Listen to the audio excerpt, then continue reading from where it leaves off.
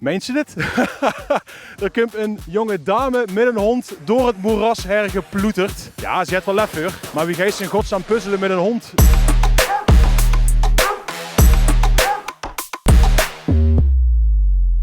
De dacht het is een goed idee om je hond mee te nemen. Ik kwam toevallig langs. 2 dames en daarachter 2 jonge heren.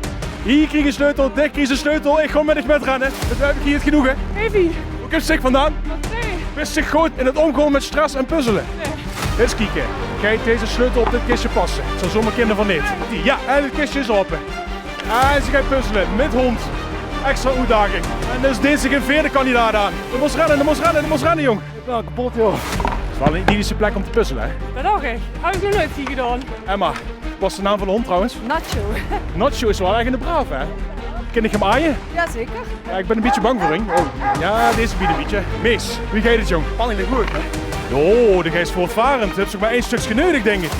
Is goed. Ja, en probeer me zelf puzzel af. En ik kom met de met rennen. Met hond. Geet ze er vandoor. De Busterbino. Wat voor een vuurwerp precies vuurrempetemstorm. Megafoon. Een megafoon. Is het een megafoon? Ja, het is een megafoon. En de beste winnaar van 11 euro. Yes! Woehoe! Ongelooflijk. Zo.